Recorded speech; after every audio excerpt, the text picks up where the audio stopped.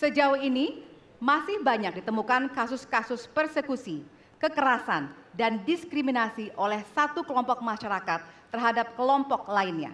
Pertanyaannya, apa kebijakan Anda untuk melindungi warga negara dan memperkuat toleransi dalam masyarakat Indonesia yang majemuk?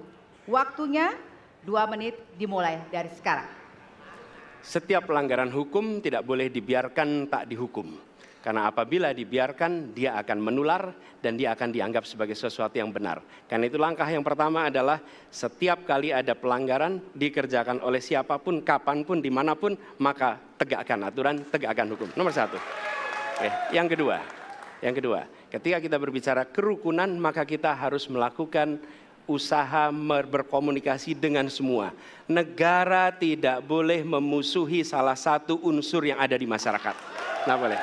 Negara adalah penyelenggara yang harus menjangkau semua. Kami mungkin tidak suka, mungkin tidak setuju dengan pikiran seseorang. Tapi negara harus memberikan hak kepada dia untuk berbicara, termasuk untuk mengkritik.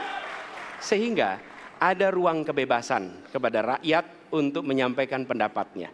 Jadi kita harus sadar, negara bukan mengatur pikiran, negara bukan mengatur perasaan, negara mengatur tindakan. Di situ kita atur. Dan bila melanggar, maka itu dilakukan tindakan penegakan hukum.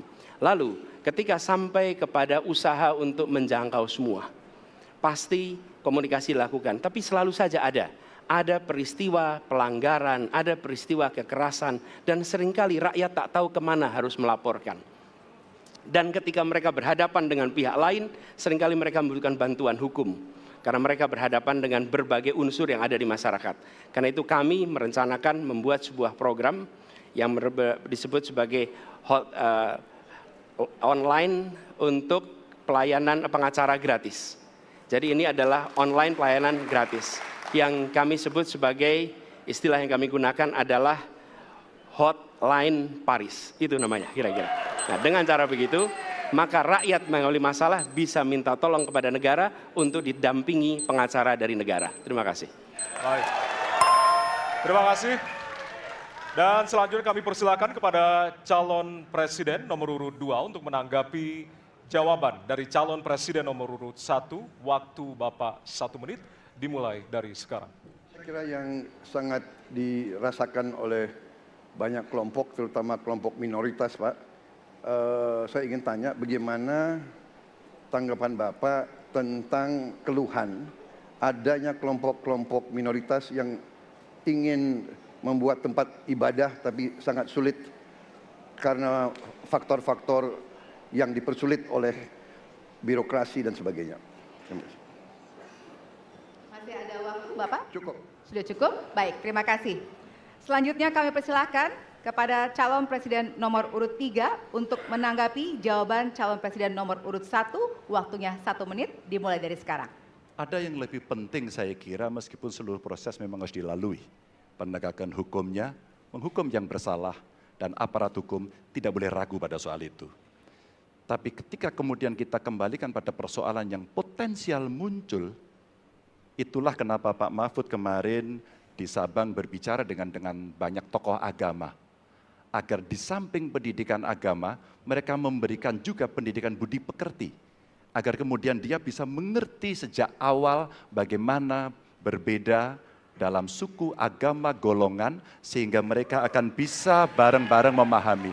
FKUB, tokoh masyarakat semua dilibatkan dalam proses keseharian dalam pengambilan keputusan. Kalau itu bisa terjadi, rasa-rasanya bangsa ini akan membangun harkat dan martabatnya karena kita memang berbeda, tapi kita dipersatukan.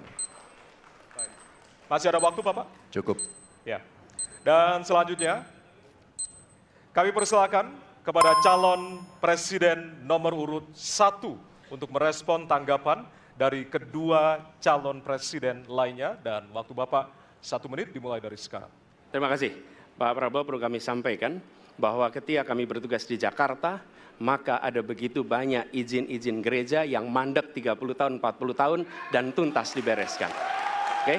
Antrian yang amat panjang, yang tidak pernah selesai. Dan kemudian banyak kelompok agama dari mulai Buddha, Hindu, Kristen yang mengalami kesulitan mendirikan tempat ibadah, mereka menerima izin tempat ibadah dan mereka bisa beribadah dengan baik. Dan kalau boleh saya laporkan, dalam sejarah Gubernur Jakarta yang paling banyak memberikan izin rumah ibadah adalah Gubernur Anies Baswedan.